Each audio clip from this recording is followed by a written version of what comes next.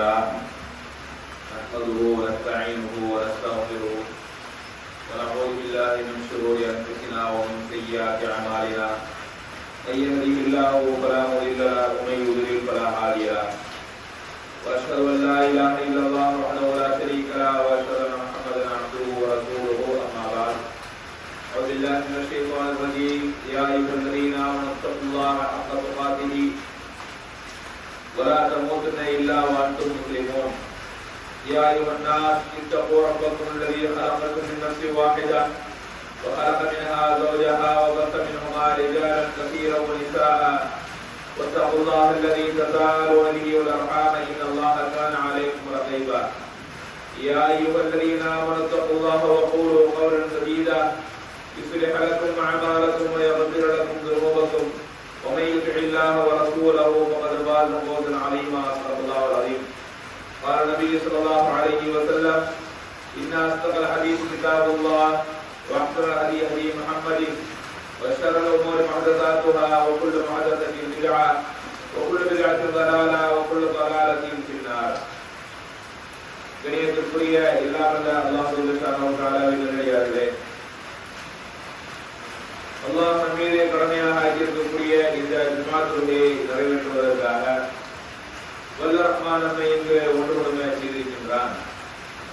இந்த வாய்ப்பை தந்த ஏக வல்லவனை போற்றி புகழ்ந்தவனாகவும் தனக்கு நேர்வழி காட்டியாக அனுப்பப்பட்ட எம்பெருமானார் ரசூலை கரீம் ஸல்லல்லாஹு அலைஹி வஸல்லம் அவர்கள் மீதும் அன்னாரின் குடும்பத்தார்கள் மீதும் அவர்கள் தோழர்கள் மீதும் தாபிஈன்கள் தாபிஈன்கள் மீதும் நமக்கு இந்த மார்க்கத்தை தன்னால் முடிந்த அளவு எடுத்துரைத்த இமாம்கள் மீதும் குறிப்பாக இந்த மஜ்லிஸில் அமர்ந்திருக்கக்கூடிய நம் அனைவர்கள் மீதும் அல்லாஹ்வுடைய பற்றாத கருணை என்றும் என்று நிலவட்டமாக என்று பிரார்த்தித்தவனாக இந்த ஜும்ஆ உரையை ஆரம்பம் செய்கின்றோம்.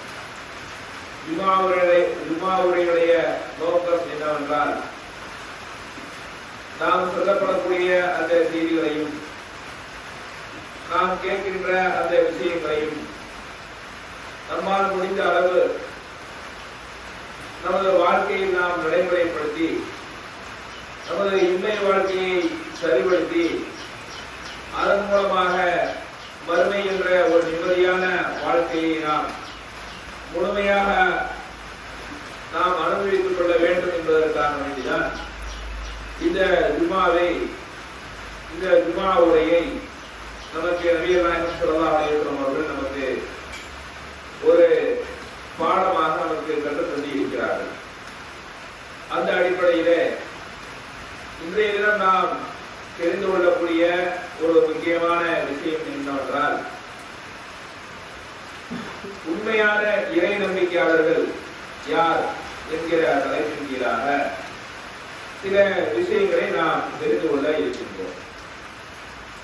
அது என்ன? உண்மையான இறை நம்பிக்கையாளர்கள் யார்? அப்ப பொய்யான இறை நம்பிக்கையாளர்கள் என்று இருக்கிறார்களா என்று கேட்டால், ஆம், பொய்யான இறை நம்பிக்கையாளர்கள் என்றால் தங்கள் நாவுகளால் நான் இறை நம்பிக்கையாளர், நான் ஒரு முஸ்லீம் என்று சொல்லிக் கொள்வார்கள். ஆனால் அவர்களிடத்திலே நடைமுறையில் அதற்குள்ளான எந்த விதமான அறிகுறிகளும் தென்படாது. அவர்கள் வாழ்க்கையிலே ஒரு முஃமின் எப்படி நடந்து கொள்வானோ அப்படி அவர்கள் நடந்து கொள்ள மாட்டார்கள். அதுதான் ஒரு உண்மையான இறை நம்பிக்கையாளருக்கும் ஒரு பொய்யான இறை நம்பிக்கையாளருக்கும் இருக்கக்கூடிய அவர்களுக்கு மத்தியில் இருக்கக்கூடிய வித்தியாசம் அதுதான். அதைத்தான் திருக்குர்ஆன் நமக்கு சூரத்துல் அன்பால் என்கிற ஒரு அத்தியாயத்திலே அல்லாஹ் ரப்பல் ஆலமீன் உண்மையான இறை நம்பிக்கையாளர்கள் யார், அவர்கள் எப்படிப்பட்டவர்கள், அவர்களுடைய குணங்கள் எப்படி இருக்கும், அவர்கள் மறுமையை எப்படி நம்புவார்கள், இறைவனை எப்படி நம்புவார்கள் என்று ஒரு சம்பவத்தின் மூலமாக சொல்லி காண்பிக்கின்றார். அன்பால் என்றால் என்ன அர்த்தம் என்றால் கனிமத் பொருட்கள் என்று அர்த்தம். கனிமத் பொருட்கள் என்றால் ஒரு நாட்டிற்கும் இன்னொரு நாட்டிற்கும் நடைபெறக்கூடிய அல்லது ஒரு குழுவிற்கும் இன்னொரு குழுவிற்கும் நடைபெறக்கூடிய போரிலே யார் வெற்றி அடைந்து கொள்கிறார்களோ அந்த வெற்றி பெற்ற கூட்டத்தார்கள் எதிரிகள் விட்டு சென்ற அந்த பொருட்களை, அந்த கைதிகளை இவர்கள் சொந்தமானதாக ஆக்கிக் கொள்வார்கள். இதைத்தான் கனிமத் பொருட்கள் என்று சொல்லுவார்கள். அவர்கள் கொண்டு வந்த வாகனங்கள், அவர்கள் கொண்டு வந்த உணவுப் பொருட்கள், அவர்களிடம் இருக்கக்கூடிய கைதிகள், இவர்களையெல்லாம் தங்களுக்கு சொந்தமாக்கிக் கொள்வது ஒவ்வொரு போருடைய அடிப்படையான ஒரு விஷயமாக இருந்து வந்தது அன்றைய காலகட்டத்திலே. அப்பேற்பட்ட அந்த கனிமத் பொருளுக்காகவே சில பேர் போரில் பங்கெடுக்கக்கூடியவர்களாக இருந்தார்கள். எப்படிப்பட்ட போரில் பங்கெடுப்பார்கள் என்று சொன்னால், நபிகள் நாயகம் ஸல்லல்லாஹு அலைஹி வஸல்லம் அவர்களுடைய காலத்திலே இரண்டு விதமான மக்கள் இருந்தார்கள். ஒன்று உண்மையான இறை நம்பிக்கையாளர்கள், இன்னொன்று நயவஞ்சகர்கள்.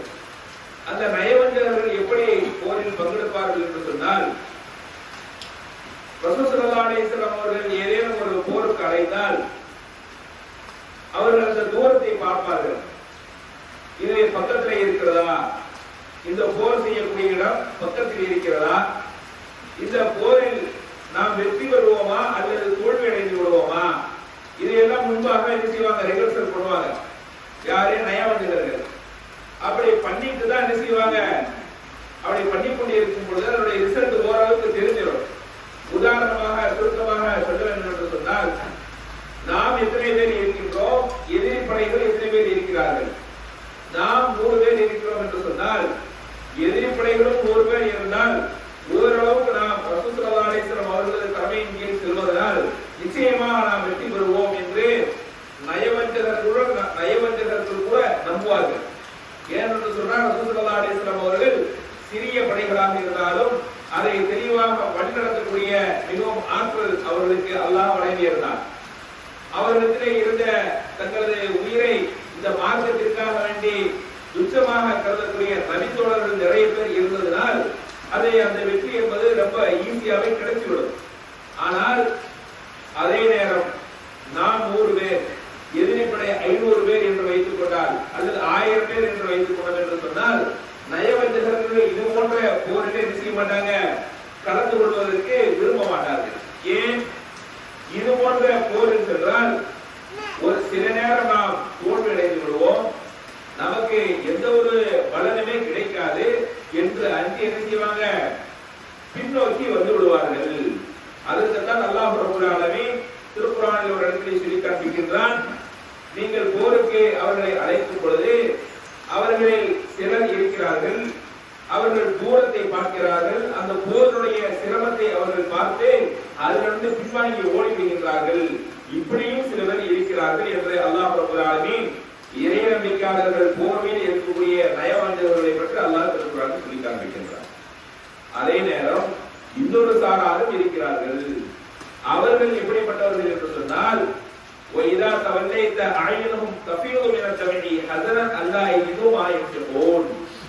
அதாவது ரசூல் ஸல்லல்லாஹு அலைஹி வஸல்லம் அவர்கள் ஒரு தூரமான ஒரு இடத்திற்கு போர் புரிவதற்காக புறப்பட்டார்கள் என்று சொன்னால், அந்த தூரமான இடத்திற்கு போர் புரிவதற்கு, அந்த செல்வதற்கு பயணத்திற்கு வேண்டி சில குறிப்பிட்ட வாகனங்கள் தான் இருக்கும். ஒட்டகங்கள் இருக்கும், குதிரைகள் இருக்கும், கழுதைகள் இருக்கும். இதுதான் பயணம் செய்ய முடியும்.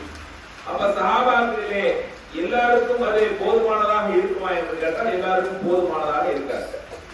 ஒரு சில சஹாபாக்களை ரசூல் ஸல்லல்லாஹு அலைஹி வஸல்லம் அவர்கள் நீங்கள் நடந்து வர முடியாத காரணத்தினால், உங்களுக்கு வாகனம் இல்லை என்கிற ஒரு காரணத்தினால், இன்ஷா அல்லாஹ் இனி வரக்கூடிய போர்களில் நான் உங்களை கூட்டி செல்கிறேன், இப்பொழுது நீங்கள் திருப்பி செல்லுங்கள் என்று சொன்னவுடன் அந்த சஹாபாக்கள் எப்படி அந்த அவர்களுடன் இருந்த அந்த இறை நம்பிக்கையாளர்கள் எப்படி ரியாக்ட் பண்ணுவார்கள் என்று சொன்னால், ஒய்தா தவல்லைத்த அழையினவும் அவர்கள் கண்கள் நீரால் நிரம்பி இருக்கும். எதற்கு? அல்லாஹ்வுடைய பாதையில் போர் புரிவதற்கு நமக்கு வாய்ப்பு கிடைக்கவில்லையே என்று செய்வாங்க, அழுது கொண்டே அவர்கள் திரும்புவார்கள்.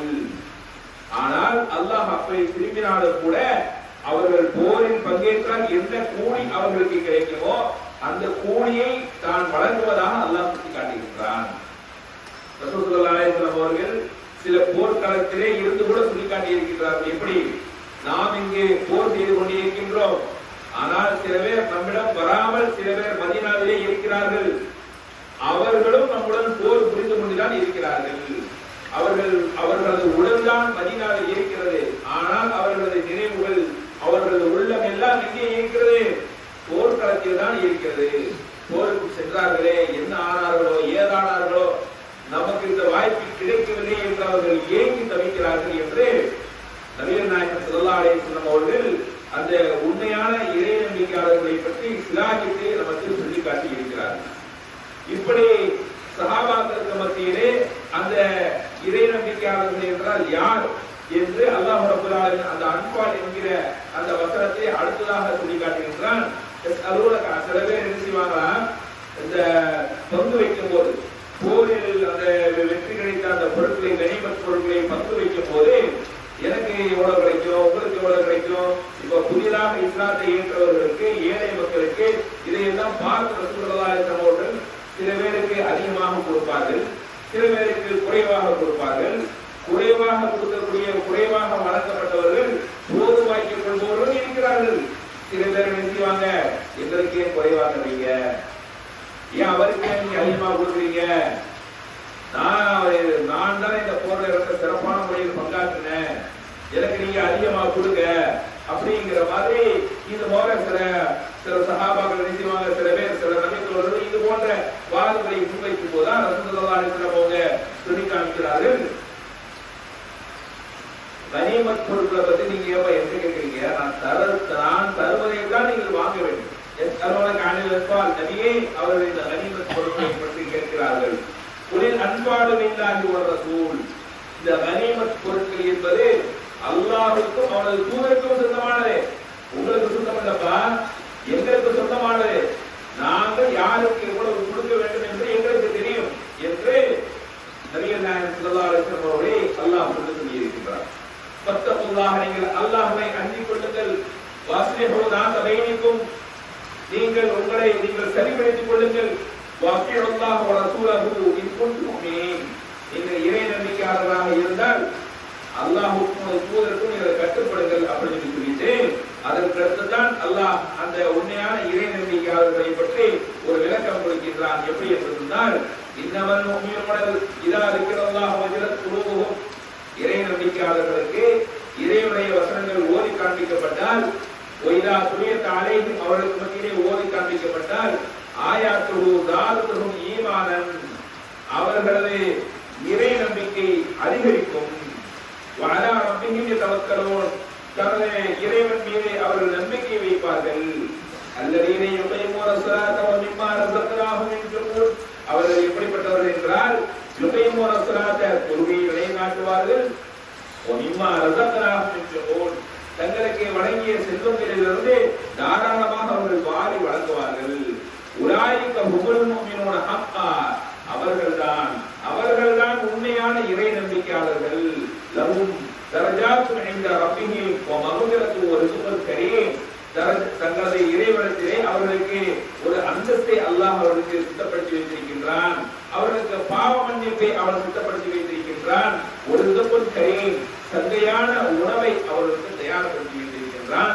சங்கையான வாழ்வாதாரத்தை, சங்கையான வாழ்வை அவர்களுக்கு அல்லாஹ் ஏற்படுத்தி வைத்திருக்கின்றான் என்று அல்லாஹ் ரப்பல் ஆலமீன் உண்மையான இறை நம்பிக்கையாளர்கள் என்றால் யார், அவர்கள் எப்படி நடந்து கொள்வார்கள், அவர்களுக்கு என்ன கூலி கிடைக்கும் என்பதை பற்றி இந்த வசனத்திலே அல்லாஹ் தெளிவான முறையில் சொல்லி காண்பிக்கின்றார். நாம் சற்று இப்பொழுது சிந்தித்து பார்க்க வேண்டும். நாம் இப்பொழுது இறைவனுடைய நம்பிக்கை விஷயத்திலே, இறைவனுக்காக தன்னை அர்ப்பணித்துக் கொள்ளக்கூடிய விஷயத்திலே நாம் எப்படி நடந்து கொள்கின்றோம். நமக்கு இப்பொழுது போர்கள் எல்லாம் கடமை கிடையாது. நமக்கு என்ன கடமை என்று சொன்னால், நல்லறங்களை நீங்கள் அதிகமாக செய்யுங்கள் என்பதுதான் நமக்கு அல்லாஹ் இருக்கக்கூடிய கடமை. இந்த உலகத்திலே நாம் படைக்கப்பட்டிருப்பதற்குண்டான நோக்கம் என்ன என்றால், அல்லாஹ்வை வணங்குவதற்காக வேண்டிதான் நாம் படைக்கப்பட்டிருக்கின்றோம். அது மட்டும் நோக்கம் அல்ல, அல்லாஹ்வை நம்ப வேண்டிய விதத்தில் நம்ப வேண்டும். ஒரு உண்மையான இறை நம்பிக்கையாளராக வாழ வேண்டும். உண்மையான இறை நம்பிக்கையாளராக நாம் இருந்தோம் என்று சொன்னால் நமக்கு ஒருவர் சொல்ல தேவை கிடையாது. என்னது உபரியான வழக்கங்கள் நீங்க தொழுகுங்க, நோம்பு வைங்க, ஜகாத் கொடுங்க, ஹஜ் செய்யுங்க, சுன்னத்தான நபிலான என்னென்ன காரியங்களை எல்லாம் செய்யுங்க அப்படின்னு சொல்லி யாரும் நமக்கு போதிக்க வேண்டிய அவசியமே இருக்காது. காரணம் என்ன, அதனுடைய இறை நம்பிக்கையுடைய அந்த சுவையை நாம் புரிந்து கொண்டோம் என்று சொன்னால், உண்மை என்று நம்பினோம் என்று சொன்னால், உலகத்தில் நாம் ஒரு விஷயத்தை எப்படி நம்புகின்றோமோ அதுவே அப்படியே மறுமை விஷயத்திலும் நாம் நம்பினோம் என்று சொன்னால் நமது நடவடிக்கைகள் இன்னைக்கு எப்படி இருக்கும்? இன்னைக்கு பாருங்க, இன்னைக்கு இந்த ஜும்மாவுடைய விஷயத்திலே ஒரே ஒரு சின்ன விஷயம் சொல்றேன். நமக்கு அல்லாஹ் ரப்பல் ஆலமீன் நபிகள் நாயகம் ஸல்லல்லாஹு அலைஹி வஸல்லம் அவர்கள் மூலமாக ஒரு விஷயத்தை நமக்கு சொல்றாங்க. என்ன? ஜும்மாவிற்கு யார் முதலாவது நேரத்திலே வருகிறார்களோ அவர்களுக்கு ஒரு ஒட்டகத்தை குர்பானி கொடுத்த நன்மை கிடைக்கும். ஒட்டகத்தை குர்பானி கொடுத்த நன்மை கிடைக்கும் அப்படின்னு சொல்றாங்க. ஆனால் நமக்கு குர்பானி என்கிற ஒரு கடமை இருக்குது. எப்ப? ஹஜ் பெருநாள். அந்த ஹஜ்ஜுடைய மாதத்திலே அந்த நாம் குர்பானி கொடுக்க வேண்டும். அந்த குர்பானி என்கிற நன்மையை பெறுவதற்காக நாம் பிராக்டிக்கலாக பிசிக்கலாக என்னென்ன சிரமப்படுகிறோம் என்று ஒவ்வொருவருக்கும் தெரியும். என்ன மாதிரியான சிரமங்களை நாம் மேற்கொள்கிறோம் என்று சொன்னால், கூட்டு குர்பானி இந்த மாதிரி திட்டங்கள் இல்லாததற்கு முன்பாக, அதே போன்று இப்போது ஒவ்வொரு குழுவாக ஆடுகளை வாங்கி அவங்களே செய்யறாங்க தர்றாங்க, அந்த சிஸ்டம் இருப்பதற்கு முன்பாக எப்படி குர்பானி கொடுப்பார்கள் என்று சொன்னால், அவர்களே சந்தைக்கு சென்று ஆடுகளை பார்த்து பிடிப்பார்கள். நல்ல ஆடுகளாக வாங்குவார்கள். அதை நன்றாக அதற்கு போஷாக்கான சத்துக்களான ஐட்டங்களை ஊட்டி வளர்ப்பார்கள். அதற்கு எவ்வித அடிப்படாமலும் எவ்வித குறைகளும் இல்லாமல் அதை கண்போல பார்த்துக் கொள்வார்கள். கடைசியாக இறைவனுடைய வழியிலே அந்த குர்பானி பிராணியை அறுத்து வழியிடுவார்கள். இதற்கு அல்லாஹ்விடத்தில் கிடைக்கக்கூடிய நன்மை என்ன? குர்பானி நீங்கள் ஒரு ஆட்டை அறுத்து குர்பானி 12,000 20,000 மதிப்புள்ள ஒரு ஆட்டை நீங்கள் வாங்கி செலவு செய்து வாங்கி அல்லாஹ்வுடைய பாதையில் குர்பானி கொடுத்தால் என்ன நன்மை கிடைக்குமோ அதே நன்மை தான் எதிரும் கிடைக்கிறது. ஜும்மாவிலே முதலாவது நேரத்திற்கு, அதுவும் ஆட்டை குர்பானி கொடுத்த நன்மை கிடையாது. முதலாவது நேரம் வருவோருக்கு ஒரு ஒட்டகம் இன்னைக்கு இந்த நிலைமையில 2 லட்சம் ரூபாய் வரும். 10 ஆடுக்கு சமம். ஆனால் அதை நாம் நம்ப வேண்டிய விதத்தில் நம்பினால் நாம் இந்த வருவதற்குண்டான இந்த நேரத்தை நாம் அலட்சியப்படுத்துவோமா? ஒரு பிராக்டிக்கலாகவே இறைவன் வந்து துறை கொடுப்பான் அப்படிங்கிற மாதிரி ஒரு உதாரணம் சொல்லுவாங்க. அது உண்மையாகவே அல்லாஹ் ரப்பல் ஆலமீன் யார் ஜும்மாவிற்கு வந்து வர்றாங்களோ அவர்களுக்கு சீட்டை குறைஞ்சிட்டு 2 லட்சம் ரூபாய் கட்ட நான் போடுவேன் அப்படிங்கிற மாதிரியான ஒரு இது இருந்தா நாம எப்படி இருப்போம்? நாம் எப்படி நடந்து கொள்வோம்? அந்த காலையில பஜ்ரத்துல வீட்டுக்கு போக மாட்டோம், இங்கேயே இருப்போம். பஜ்ரத்துல வீட்டுக்கே போக மாட்டேன். ஏன்? 2 லட்சம் ரூபாய்க்கு இன்னைக்கு இருந்தா 2 லட்சம் ரூபாய் கிடைக்கும் அப்படின்னு கிடந்துருவோம். அப்ப நம்ம நம்பாததின் காரணமாக தான் அது என்ன கிடைச்சி போது அடுத்த வாரம் போயிருவோம், பார்த்து வருவோம் அப்படின்னு நம்ம அசாதான் இருக்கிறோம். இப்படித்தான் ஒவ்வொரு வணக்க வழிபாடுகளிலும் என்னுடைய நன்மைகளை நாம் இழந்துவிடுகின்றோம். அதனால்தான் நமக்கு நோன்பு விஷயங்களிலும் நோன்புல சொல்லக்கூடிய அந்த அமர்வுகளிலும் சொல்லும் பொழுது கூட ரசூலுல்லாஹி இருக்கிறவங்க எதையும் மென்ஷன் பண்ணி சொல்லுவாங்க என்று சொன்னால், மன்சாம ரமலான ஈமானன் வைஹ்திசாபன் வஃபிரலஹு மா தகத்தம மின் தம்பிஹி. யார் ஒருவர் ரமலான் மாதத்தில் அல்லாஹ்வை நம்பி நன்மையை எதிர்பார்த்து நோன்பு வைக்கிறாரோ அவருடைய முன்செய்த பாவங்களை எல்லாம் அல்லாஹ் மன்னித்து விடுகிறான் அப்படின்னு அல்லாஹ் ரசூலுல்லாஹி சொல்லி காட்டுகிறார். இதுக்கு அர்த்தம் என்ன? எந்த வாசகத்தை அவங்க பயன்படுத்துறாங்க? நன்மையை எதிர்பார்த்து நம்பிக்கையோடு. அப்ப இன்னைக்கு நோன்பு வைக்கிற ஜனங்களே பாத்தீங்கன்னா ரெண்டு சாராக இருப்பாங்க. எப்படி? ஊர்ல எல்லாரும் நோன்பு வைக்கிறாங்க, அதனால நம்மள இருக்கும். ஊர்ல எல்லாரும் நோன்பு வைக்கிறாங்க, இந்த இடத்துல நாம நோன்பு வைக்காம இருந்தா நாலு நம்மளை பத்தி என்ன பேசுவான் அப்படிங்கிற மாதிரியான டைப்ல மக்கள் இருக்கிறாங்க. ஆனால் நாம் எப்படி நோன்பு வைக்க வேண்டுமா? நாம் எப்படி இறைவனை நின்று வணங்க வேண்டுமா? நீ நன்மை எதிர்பார்த்து நில்லுப்பா, நன்மை எதிர்பார்த்து செய்ய, இறைவனை நம்பி செய்ய. அதனால்தான் பாருங்க, சஹாபாக்களுடைய நம்பிக்கைக்கு நமக்கு நம்முடைய நம்பிக்கைக்கு நேரி வச்சாலும் விட்டாரு. இன்னைக்கு ஒரு சஹாபியை போல நாம் இன்னைக்கு பிராக்டிக்கலா ஒரு குர்ஆனுடைய வசனத்தை கேட்டு ஏதாச்சும் ஒரு அமல் செய்ய முடியுமா? நம்மளால கொஞ்சம் நினைத்து பாருங்கள், ஒப்பிட்டு பாருங்கள். செய்யவே முடியாது. அதுக்கு தான் ரசூலுல்லாஹி இருக்கிறவங்க சஹாபாக்களுக்கு நீங்க இணையாவே ஆக மாட்டீங்க அப்படின்னு சொல்றாங்க. எப்படி? ரசூலுல்லாஹி இருக்கிறவங்க அவங்க இருக்கக்கூடிய அந்த சபையில ஒரு வசனம் இறங்குது, லன் தனாலு பிர்ர ஹத்தா துன்ஃபிகு மிம்மா துஹிப்பூன். நீங்கள் விரும்பிய ஒன்றை செலவு செய்யாத வரை தர்மம் செய்தவராக ஆக மாட்டீர் அப்படிங்கிற ஒரு வசனத்தை அல்லாஹ் இறக்கி விடுகின்றார். இந்த வசனத்தை ரசூலுல்லாஹி இருக்கிறவங்க சொன்னவுடன் அவ சஹாபாக்கள்ல சில பேர் சஹாபாக்கள் அப்படியே சாதாரணமாக அதை கடந்து இருந்தார்கள். ஆனால் அபூ தல்ஹா ரலியல்லாஹு அன்ஹு என்ன செய்யறாங்க, இந்த வசனத்தை கேட்டுட்டு நாம இவ்வளவுதான் நான் தர்மம் தான் செய்கிறேன், ஆனால் எனக்கு விருப்பமானது சில விஷயம் நான் வச்சிருக்கிறேன், அதை நான் தர்மம் செய்யலையே, எனக்கு உண்மையிலேயே விருப்பமானது நான் தர்மம் நிறைய விஷயம் நான் தர்மம் பண்றேன், ஆனால் அதுவெல்லாம் எனக்கு 2வது வருஷம் தான் நான் தர்மம் செய்யக்கூடிய விஷயம் தான் 2வது வருஷம் தான். ஆனால் இதனிடத்திலே மிகவும் விருப்பமான ஒரு பொருள் என்ன என்று சொன்னால் மஸ்ஜித் நபவிக்கு எதிர்த்தாப்பே இருக்கக்கூடிய பைருஹா அப்படிங்கிற ஒரு தோட்டம் தான். யார சொல்லலாம், இதுதான் இந்த வசனம் உண்மைதானே, இந்த வசனம் அல்லாஹ் இறக்கியதானே, இந்த வசனம் சொல்லியது சொல்றது உண்மைதானே அப்படின்னு சொல்லி நான் இந்த வசனத்திற்காகவே எனது இந்த பைருஹா என்கிற இந்த தோட்டத்தை நான் அல்லாஹ்வுடைய பாதையிலே நான் தர்மம் செய்கின்றேன். இதை நீங்க மார்க்க பணிகளுக்காக நீங்க பயன்படுத்திக் கொள்ளுங்கள் அப்படின்னு நினைக்கிறாங்க. அபூ தல்ஹா ரலியல்லாஹு அன்ஹு சொல்றாங்க. ரசூல் ஸல்லல்லாஹு அலைஹி வஸல்லம் அவர்கள் இதை கேட்டதற்கு பிறகு அவங்க என்ன பார்க்கறாங்க அப்படின்னா, மார்க்க பணிக்காக நான் பயன்படுத்திக்கிறேன்பா, ஆனால் உடனே சச்சா மக்கள், உடனே தகப்பனாருடன் கூட பிறந்த அந்த சகோதரின் பிள்ளைகள் கொஞ்சம் ஏழ்மையான நிலையில இருக்கிறாங்க, அவர்களுக்கு இதை பிரிச்சு கொடுத்துருப்பா, அவங்களுக்கு பிரிச்சு கொடுத்தீங்கன்னா அவர்களுக்கு ரொம்ப உதவியா இருக்கும். அப்படி யாரும் சொல்லுவா, அப்படியே நான் செய்கிறேன், நான் அப்படியே செய்கிறேன் யாரும் சொல்லுவா என்று இருக்காங்க. அத்தனை டைம்ல இருக்காங்க. அப்படியே உடனே அந்த அவர்களுக்கு அந்த தோட்டம் எப்படிப்பட்ட தோட்டம் என்று சொன்னால் மிகவும் நன்மையை வரக்கூடிய தோட்டம், அதிகமான பேரிச்ச மரங்கள் பேரிச்ச கனிகள் விளைவிக்கக்கூடிய ஒரு தோட்டம். அதனால்தான் ஒவ்வொரு மனிதரும் ஒவ்வொரு இது வச்சிருப்பான். என்ன அப்படின்னா தங்களுக்கு சொத்துக்களே ரொம்ப மிகவும் விருப்பமான சொத்து எல்லாருமே ஒவ்வொரு இருக்கும். சில பேருக்கு நான் இருக்கிற வீடுதான் ரொம்ப விருப்பமான சொத்து, நான் இருக்கக்கூடிய அந்த தோட்டம் தான் விருப்பமான சொத்து, நான் கட்டியிருக்கக்கூடிய காங்கிரஸ் தான் விருப்பமான சொத்து. இதை தவிர வேற ஏதாவது இருக்கீங்க பார்த்து பண்றாங்கல்ல, பங்கு வைக்கக்கூடிய ஒரு அண்ணன் தம்பிகளுக்கு மத்தியில பங்கு வைக்கக்கூடிய விஷயத்தோட பாருங்க, தகப்பனாருக்கு ஒரு விருப்பமான விஷயமா இருக்கும். அதைத்தான் எல்லா அப்படியே சொல்லுவாங்க.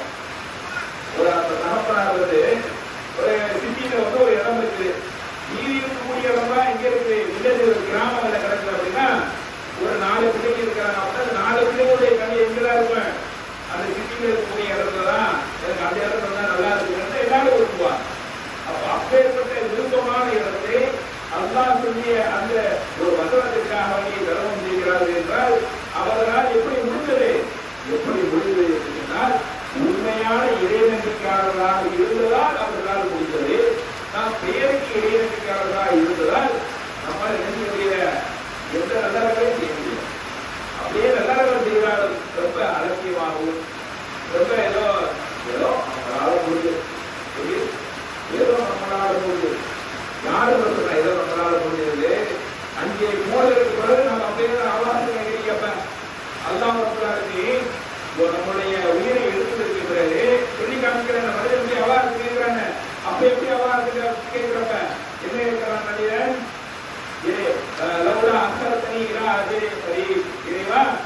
எனக்கு கொஞ்சம் அவகாசம் கொடு, வாக்கும் நான் தர்மம் செய்துவிட்டு நான் நல்ல மனிதனாக நான் மாறிவிட்டு வருகிறேன் அப்படின்னு சொல்லி அவன் கேட்கிறானே. எப்படி கேட்கிறான், எப்படி கேட்கிறான் என்று சொன்னால் அவனுக்கு அங்கே இருக்கக்கூடிய அங்கே போனதுக்கு அப்புறம் தான் என்ன செய்யறான், அல்லாஹ்வை பார்க்கின்றான், அல்லாஹ்வுடைய வழக்கமாதலை பார்க்கின்றான்.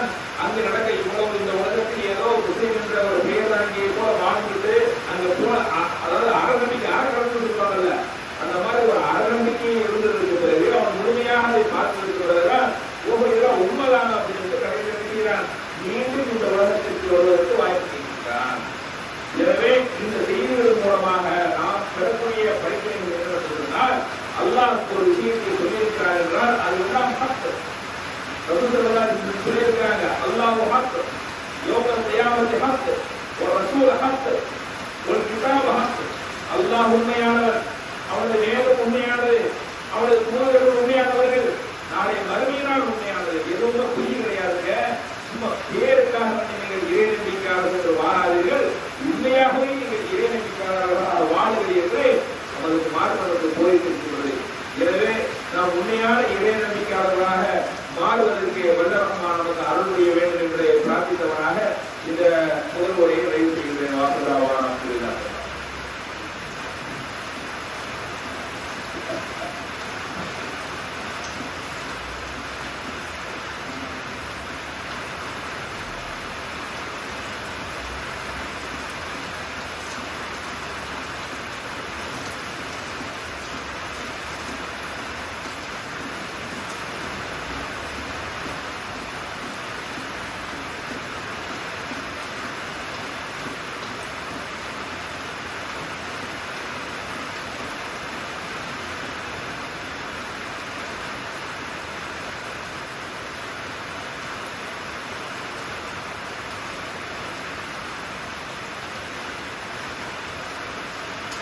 அல்ஹம்துலில்லாஹ் வஸ்ஸலாத்து வஸ்ஸலாமு அலா மன் லா நபிய்ய பஅதஹு.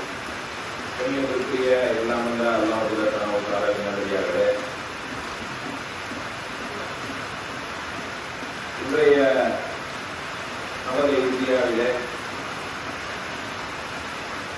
பல்வேறு விதமான மக்களுக்கு அடக்குமுறைகளை அழித்து வரக்கூடிய ஆட்சி இன்று நடந்து கொண்டிருக்கின்றது.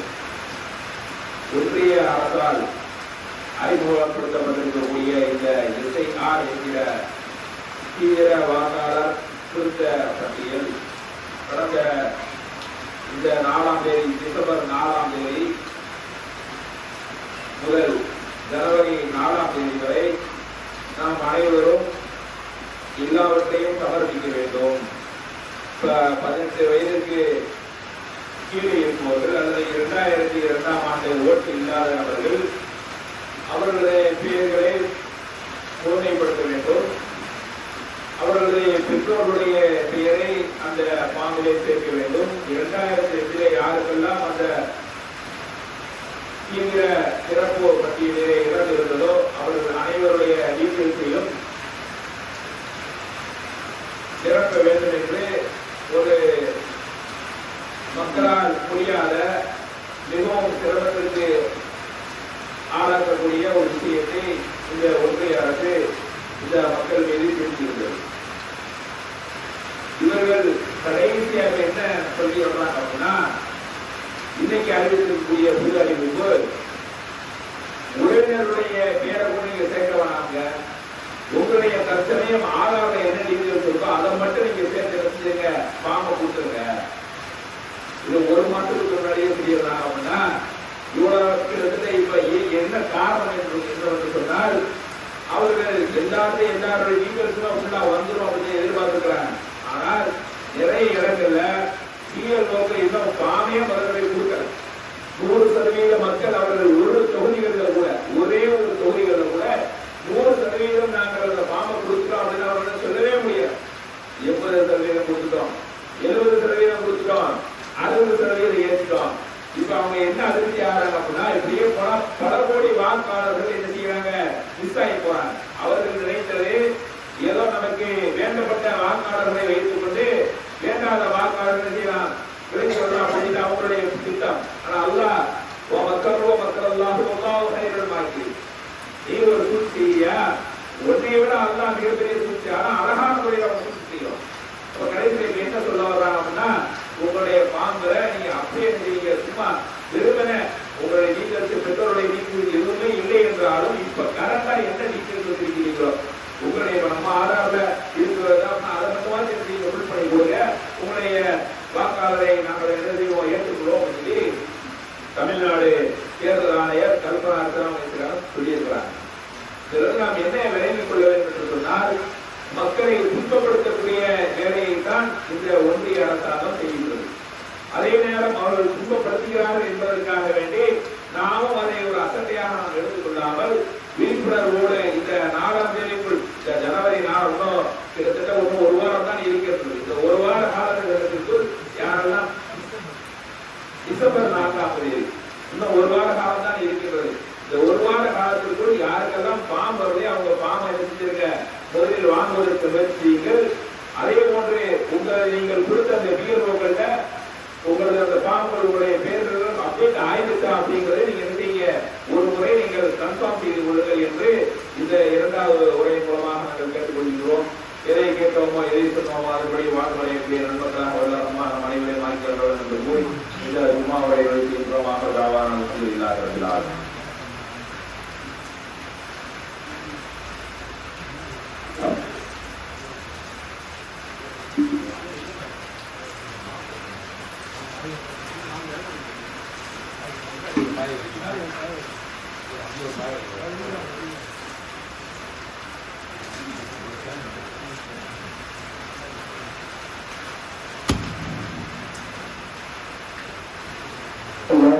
الله أكبر أشهد أن لا إله إلا الله أشهد أن محمدا رسول الله حي على الفلاح حي على الفلاح قد قامت الصلاة قد قامت الصلاة الله أكبر الله أكبر لا إله إلا الله.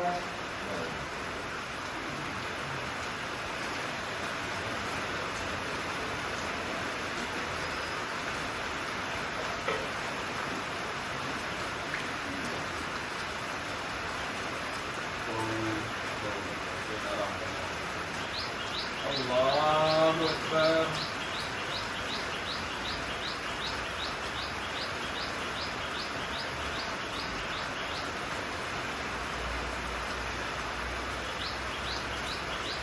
الحمد لله رب العالمين الرحمن الرحيم مالك يوم الدين إياك نعبد وإياك نستعين اهدنا الصراط المستقيم صراط الذين أنعمت عليهم غير المغضوب عليهم ولا الضالين.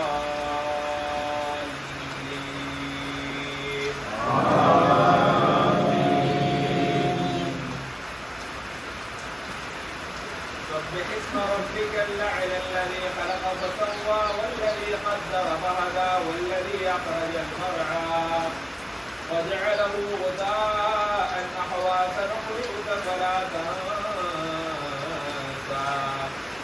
إلا ما شاء الله إنه يعلم الجهر وما يخفى ونيسرك لليسرى فذكر إن نفعت الذكرى سيذكر من يخشى ويتجنبها الأشقى الذي يصلى النار الكبرى ثم لا يموت فيها ولا يحيا قد أفلح من تزكى وذكر اسم ربه فصلى بل تؤثرون الحياة الدنيا والآخرة خير وأبقى إن هذا لفي الصحف الأولى صحف إبراهيم وموسى. الله أكبر.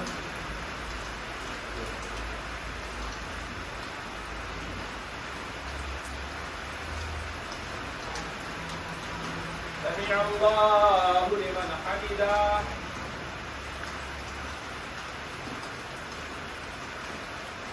الله أكبر.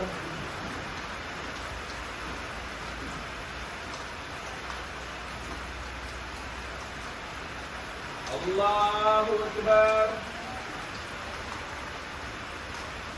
الله أكبر.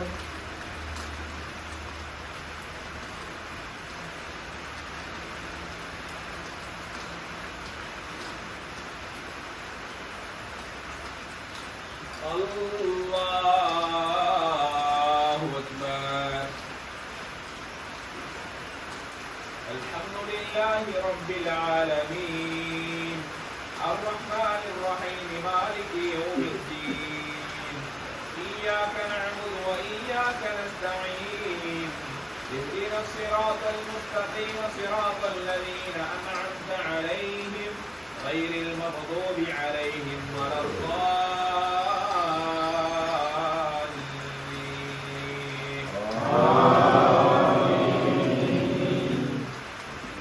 هل أتاك حديث الغاشية وجوه يومئذ خاشعة عاملة ناصبة تصلى نارا حامية تسقى من عين آنية ليس لهم طعام إلا من ضريع لا يسمن ولا يغني من جوع وجوه يومئذ ناعمة لسعيها راضية في جنة عالية لا تسمع فيها لاغية فيها عين جارية فيها سرر مرفوعة وأكواب موضوعة ونمارق مصفوفة وزرابي مبثوثة أفلا ينظرون إلى الإبل كيف خلقت وإلى السماء كيف رفعت وإلى الجبال كيف نصبت وإلى الأرض كيف سطحت فذكر إنما أنت مذكر لست عليهم بمسيطر إلا من تولى وكفر فيعذبه الله العذاب الأكبر إن إلينا إيابهم ثم إن علينا حسابهم. الله أكبر.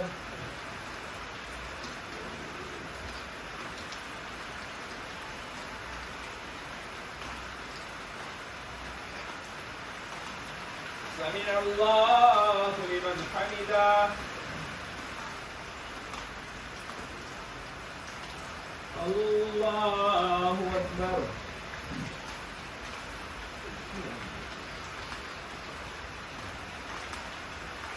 الله أكبر. الله أكبر.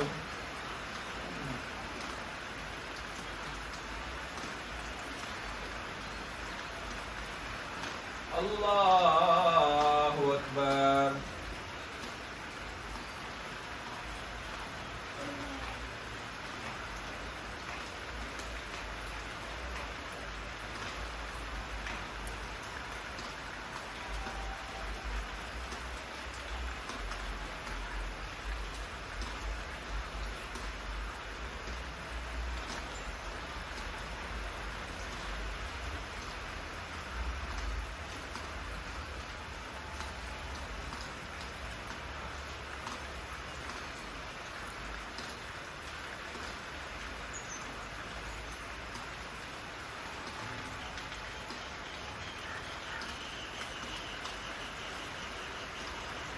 السلام عليكم ورحمة الله